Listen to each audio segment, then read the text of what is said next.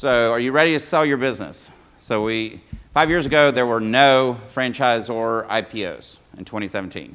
That is not the case in 2021. This is just an example of the IPOs out there and the amount of money raised in each of them. Now, most of these are probably raising money to pay down debt. So I think that is most likely what you're seeing right now is these are private equity-backed franchisors who are going public and taking advantage of multiples in the stock market to not necessarily dispose of their entire ownership, but being able to replace the debt, which they may or not be able to refinance, with equity, right? But the point is that there's money out there that is chasing franchisors. The private equity market continues to be the preferred exit strategy for those who do not want to own their franchise brand forever. The flood of private equity continues to chase franchisors. I mean, what we see is a continued consolidation of brands, particularly in home service brands. Everybody wants to be the next Neighborly, right? So every PE firm has the idea, whether it's what Neighborly did with home service brands, what Mighty Key did with Driven brands, is the advent over the last 15 years of the portfolio, the platform company, right? That they're going to be a family of brands, and they're going to buy brands in a certain segment, try to centralize the franchise sales operation, try to centralize operational functionality and cross-marketing among those brands, and put them together, and then be able to then flip it to someone else once they have grown it in value. So that is still driving a lot of interest in brands. And what we're seeing particularly, and I don't know what Steve and Dawn and others in the room are seeing that are in the advisory role, I mean, just smaller and smaller brands receiving interest. Now, that doesn't mean you should take the deal.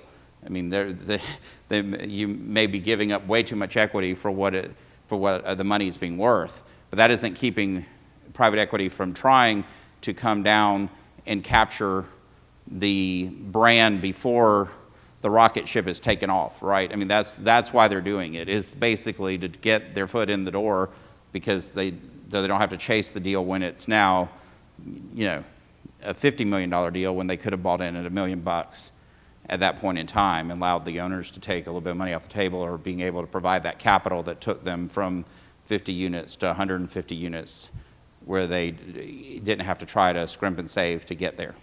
One thing I will tell you, because I've dealt a lot with this, the one thing that private equity won't do. Can we get the microphone? Oh. Thanks.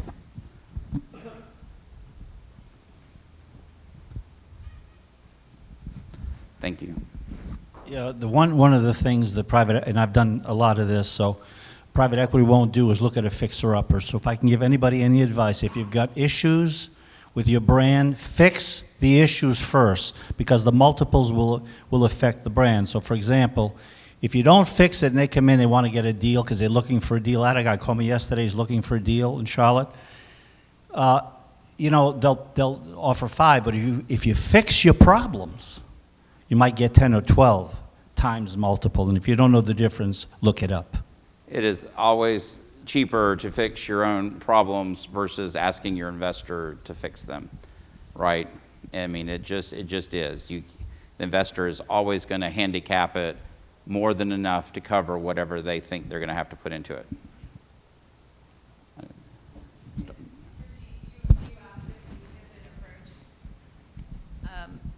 People are trolling our LinkedIn profiles, and they're calling us and saying, we want access to your brands.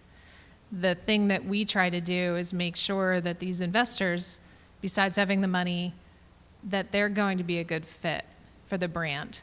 Because to your point, if you grow and you build it, you'll get a lot more later.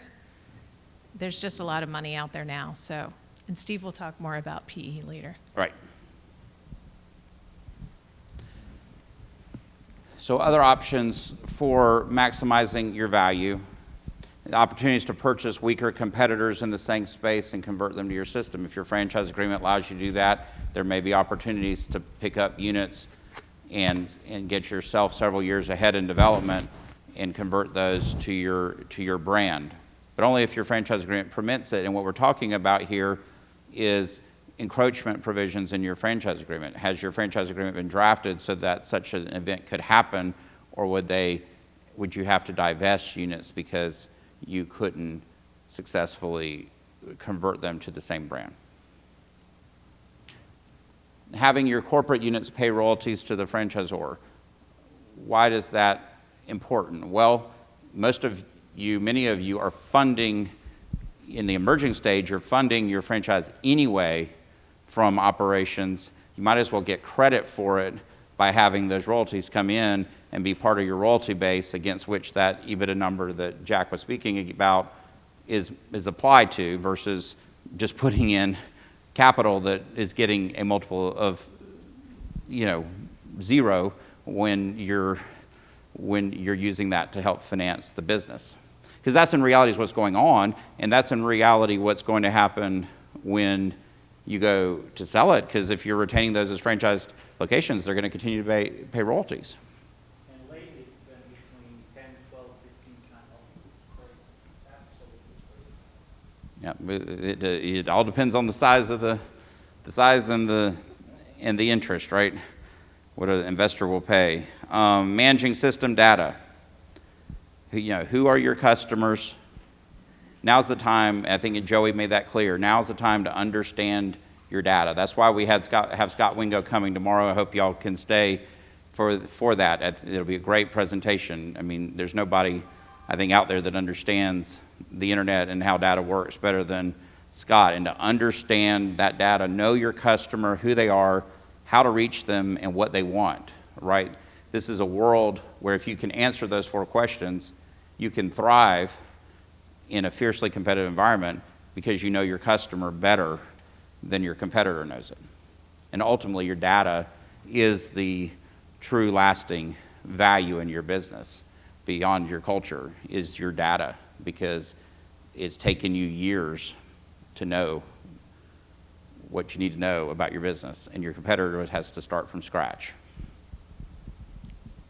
And are you ready for due diligence? Have you cleaned up skeletons in the closet before you start the due diligence process? Your prospective buyer and prospective investor is going to be looking at everything in your franchise closet, if you will, and to the extent you can have nice signed agreements that were signed at the right time and the money was properly collected, you have nice signed releases when people left the system, and all of those kind of things, that's going to help drive value for your business and drive the amount of money that you take home at closing versus having to have more of it escrowed in order to deal with skeletons that weren't cleaned up prior to closing. And even best of all is make the investment in the legal infrastructure up front so that you don't have those skeletons at all and you don't have to worry about cleaning anything up.